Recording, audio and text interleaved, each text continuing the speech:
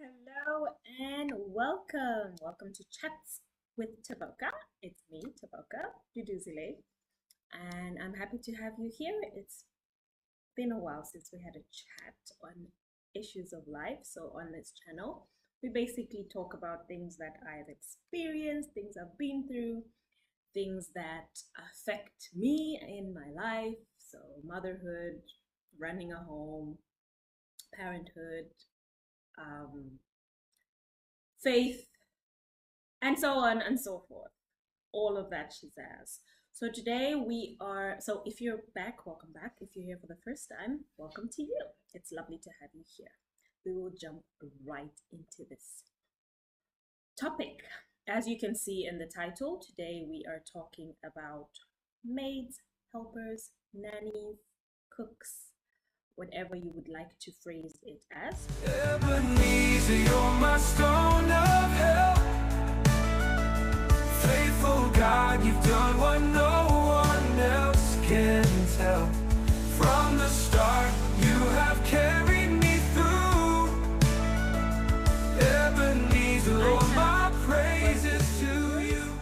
What I've learned, and I'm here to share my 2 cents on the topic and just basically what has helped me with regards to maids and what challenges I've had, what things I'm still learning, and basically I'm just going to put it out there from my experience. I'm not, disclaimer, I'm not a professional or certified or qualified in any of these topics that I discuss. All I do here is share my experience, share what I know, what I have done, what has worked for me, what has not worked for me.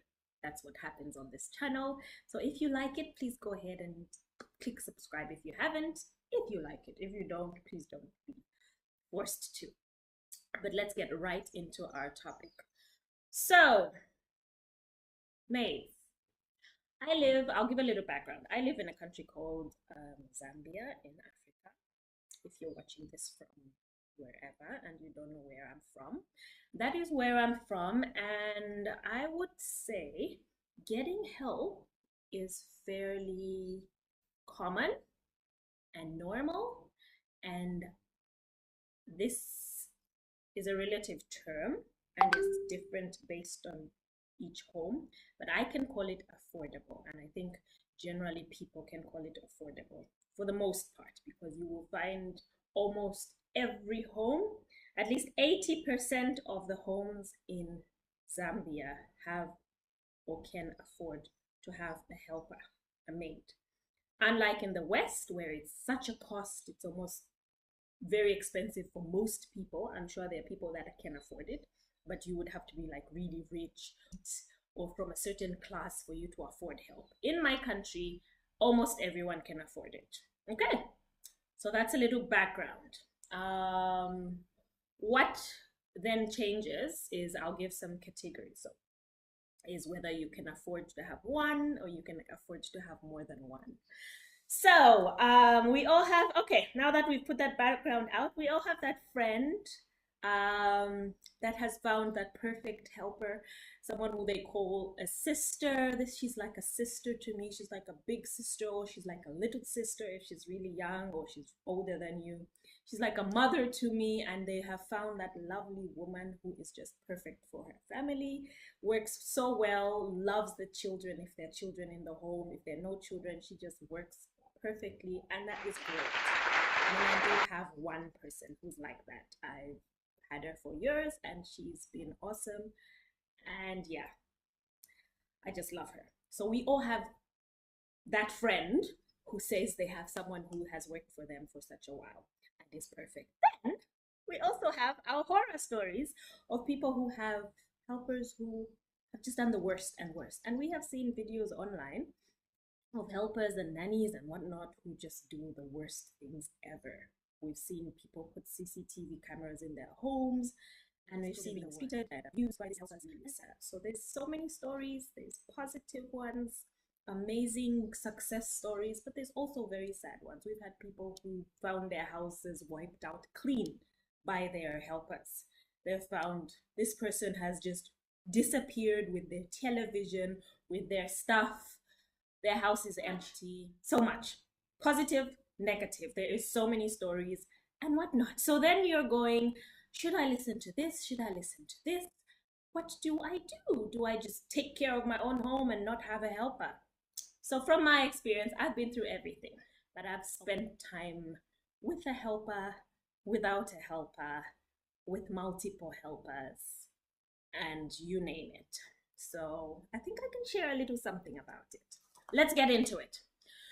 So firstly, we need to establish what categories we're talking. Are we talking about a nanny? So when you are hiring your person, do you want a nanny? Do you want a cook? Do you want a maid? What is it that you would like from this person? So you have children. Do you want them to do nanny work only? Would you like them to be your cook only? Would you like them to clean your house only as a maid? Or would you like this person to do all of those things? That is what is going to determine what you're going to call them when it comes to making decisions on how much you're going to pay and all of that stuff.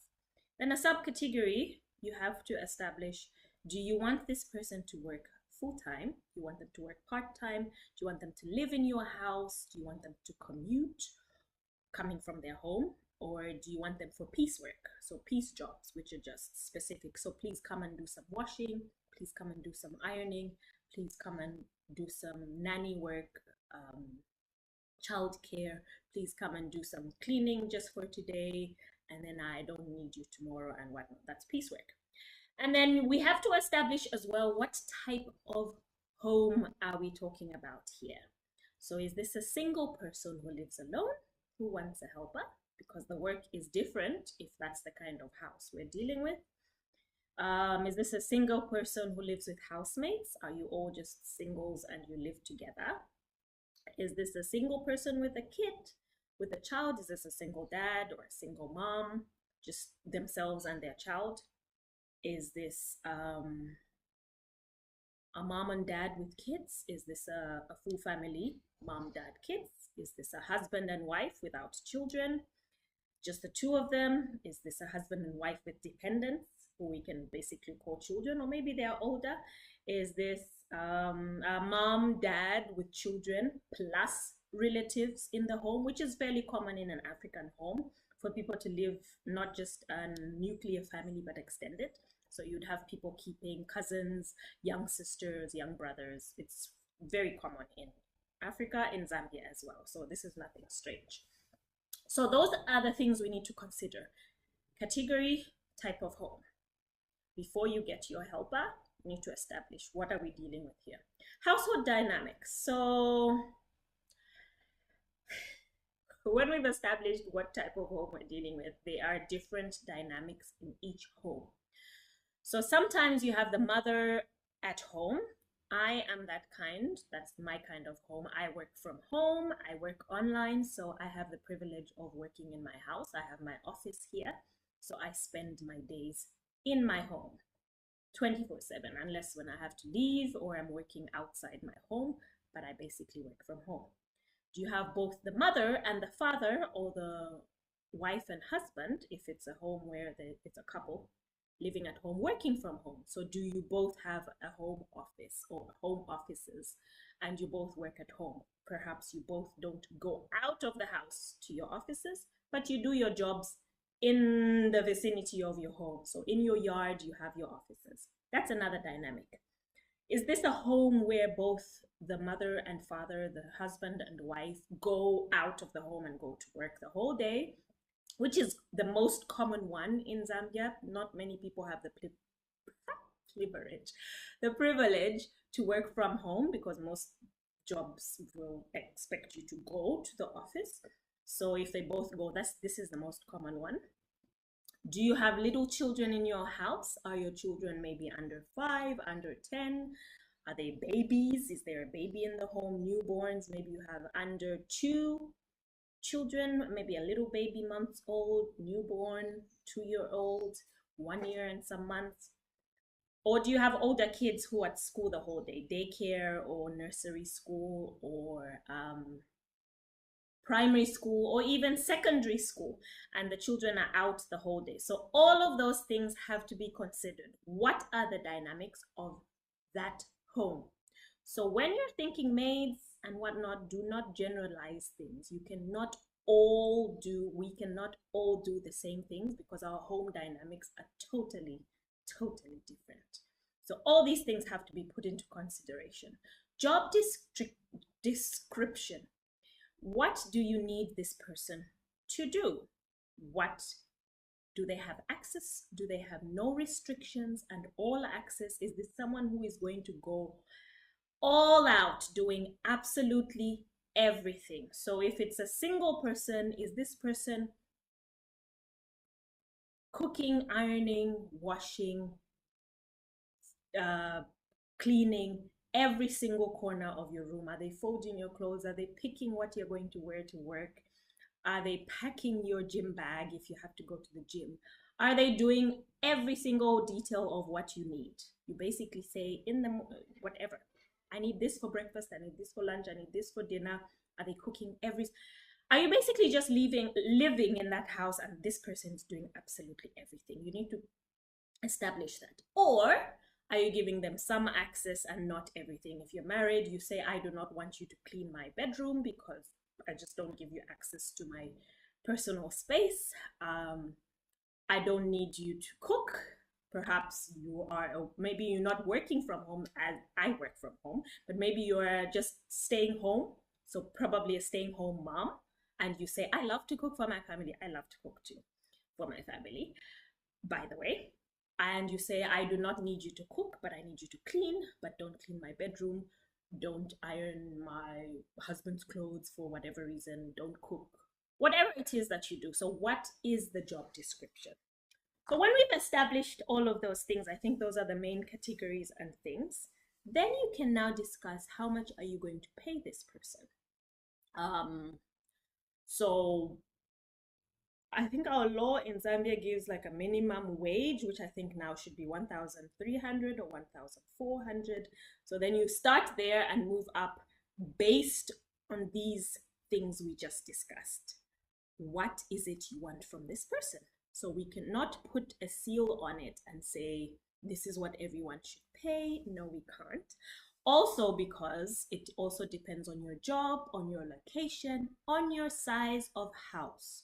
So if you're living in a 2-story house with humongous rooms, with little children running around, and it's very busy, very dirty most of the time because it's so busy, or you have visitors all the time, you're always hosting, so there's people in and out, you might want to consider whether you're going to have one person, whether you're going to have more than one, or you're going to have a cook and a chef and a maid and whatever it is, based on what you can manage. Also, you need to live within your means. It's not something that you can see from your friends and say, because my friends are doing this, I'm going to do it too. It's impossible for us all to do the same thing because you just generally can't afford it maybe, or your house just doesn't allow for it. So if you live in a small house, the children are maybe older and they're never home, you don't need your cook, nanny, maid, and everything, and a gardener on top of that. Well, maybe, I mean, let me not judge. If you feel like you do, then you do. So basically, that's what it is. You can't, one size does not fit all. We all have our different needs and our different homes. So let's just tailor it for your home. But of course, we have the law which tells you where to start, and then you can go as far as you want to go. So some things that have worked for me through the years, I have hired and I have fired. I have been, so growing up in my parents' home, of course, I had no control over who was hired and fired, but we had different maids and helpers. We had one lady who is still working for my mom now. She was our maid when I was in primary school. And now she nannies my children when they visit my mother and go on holiday. She's the one who takes care of my children. And that's so special. I feel so proud that she's basically the kind that you can say has become family. She's basically like an aunt to me. She's not like a maid. Just an aunt who does stuff around the house. So that's great. So since I only started hiring my own help Well, in college, I had like people who would do the washing for me and whatnot.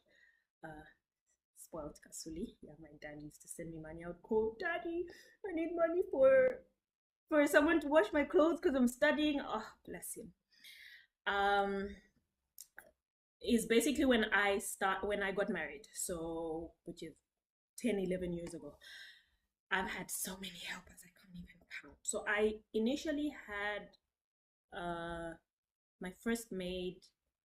We had a cottage outside the house we lived in, so she lived in the cottage outside the house, and then would leave on the weekend. So she would leave on Saturday and come back on Sunday evening. She would go to her home and visit her family. So she lived on her own in the cottage through the week. And that worked really well because that was just when I was having my children. So I was in childbearing stage of life, and I had newborns, and I had my first two babies pretty close.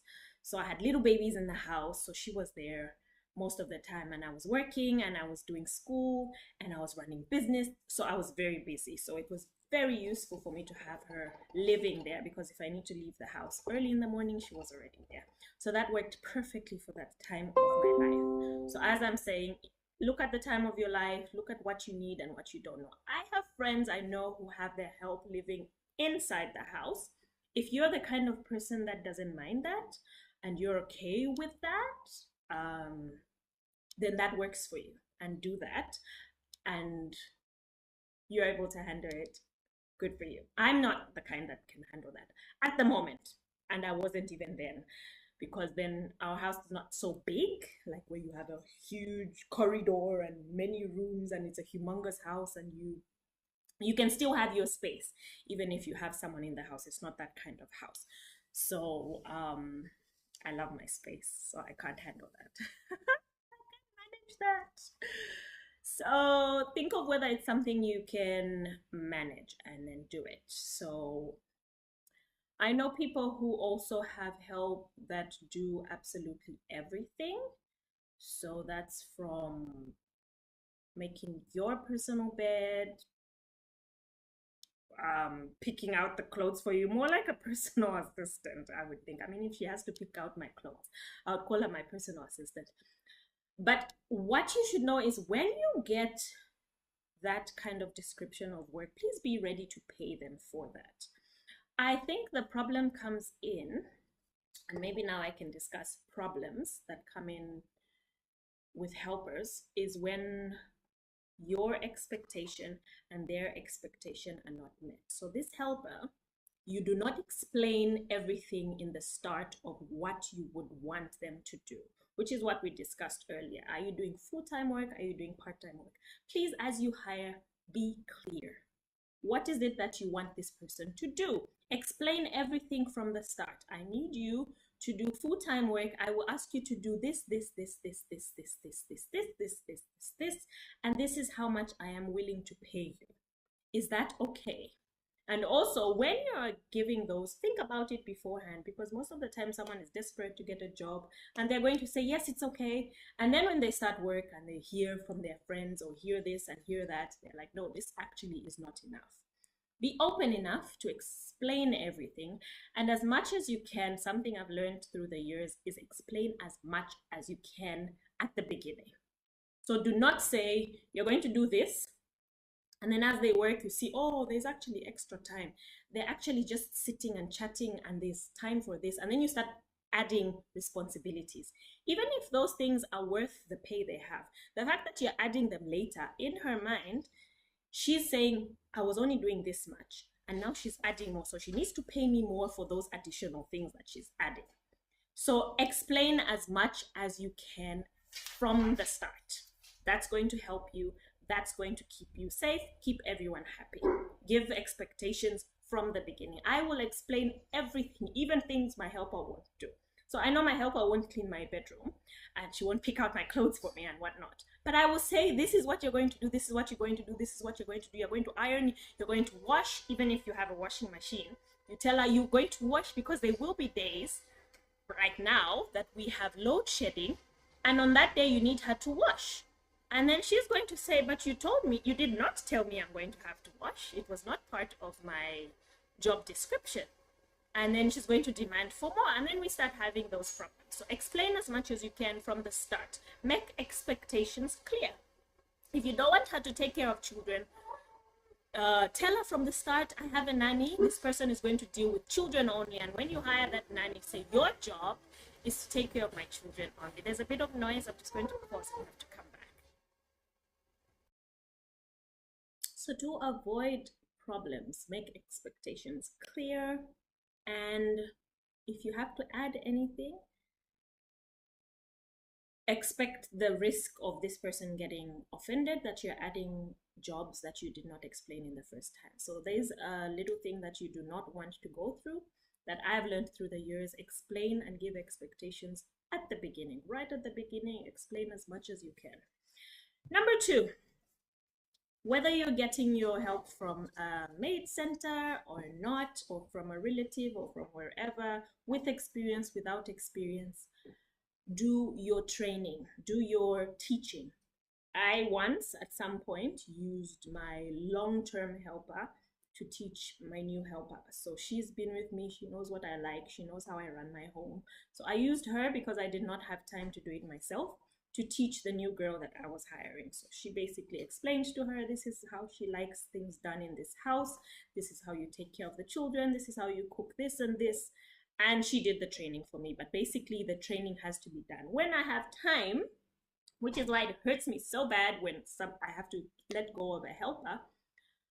I do the training myself. So I would dedicate enough time to show you how to do things. So that's why it gets very upsetting when someone doesn't do things the way I would like them, because then I do take my time teaching and explaining and making sure this person is doing things the way I would like them done. Coupled with that, one thing that you must do is be patient. One thing I was not for the longest time was patient. I would take so much time teaching and I would expect things done the way I have asked for them to be done. If they're not, I will fire. I will not waste time. You are out the door. With time, I have learned that you cannot keep firing people and hiring people. People take time to learn. You need to be patient with them. You need to be understanding. So this is someone who's never seen some of these cleaning supplies, never seen some of these things in a home that you have, these weird things, machines and gadgets and whatnot that you have. She's maybe never seen those things before. So she's learning them from you. So be patient and give her time to learn and make mistakes. She will make mistakes. Just give her time to learn. Of course, there's a limit to it and there's a limit to mistakes. I have someone who has broken the most expensive appliances, an air fryer. And you're like, how did you break this thing? What were you doing? And in the past, I would have said, you know what, you're out. And I know people who even say we're slashing that amount from your salary. Patience is important. But of course, there is a limit, because then if this person now thinks they can just get away with anything, then they will just take advantage of you. And I've had people take advantage of me, and I've had friends tell me, you're too nice. That's why these people act like this. And I had to, at some point, I can't stop being nice. So I was just nice, but I had to be firm. Nice, but firm. I don't know how those two work. But be patient, make your expectations clear, job description should be given. And then if you are someone who likes your space, you definitely do not need someone who lives in your home, because you will always rub on each other's nerves and you will not manage that person for a very long time. So have someone who leaves and goes. Have a few hours. If you're like me, who works from home, I'm in the house most of the time doing my own work. So I do not need someone who is here from the time the sun rises till the sun sets, because I love my space. So that will not work for me. But if you're someone who goes to work in the morning and you're back after 5, you get into traffic, sometimes you're there after 6 or 7, and you need someone home at that time. Your kids are already home from school. They need to take their bath. They need to eat. You definitely need someone who lives with you, because you leave early. You need someone to get your kids ready for school, give them baths, give them breakfast. and all of those things that you require as a full-time parent. So basically, the key to peace and quiet, this has gotten a bit long. We're at 25 minutes, so I'm going to have to end here. Make your expectations clear. Make sure you're fair when you are pricing and charging and giving your salary expectations. Discover what kind of home you live in. Be patient. And hopefully you have some peace in your home and find that lovely family member through your helper. And also there's the dynamic of having relatives in your home and your helper, and they become friends and whatnot. You need to know all of those things. Find out, is this something I'm going to be able to live with? Basically, get what you're able to live with. It's not a fixed rule that a person has to live with you. It's not a fixed rule that someone has to work the whole day. Tailor your help. That's why it's called help. It's assistance. It's not they now become you. They are just helping. Tailor it to something that you can manage. So if it's something, you know, this relative of yours is big on the mouth and talks a whole lot and is going to tell this helper the ABCs of your family and your extended family and what your grandfather and grandmother did and your everything, and you would not like that, then you obviously need someone that leaves very early, so there's no time for chatting. If you can't, if you're not trusting, get yourself gadgets in your house, get your cameras, get your CCTV. Always explain to your helper that this house is monitored by CCTV. We have cameras in this house. By law, you need to explain that to them, I think. But it's just helpful for them to know that there are cameras in the house. If you're not trusting, if you can't, get someone who you trust, a relative, to also be in the house all the time. If you can't, just get a family member to help you around the house. If you can't, do the work yourself. Whatever works, basically just do something that works for your home. And I hope you have a good experience, because your home is a safe haven. It should be somewhere you love to go at the end of the day. It shouldn't be a place that is cause for strife because of the person you have brought into your house to help you. All right. See you in the next video. You're the reason I'm standing here.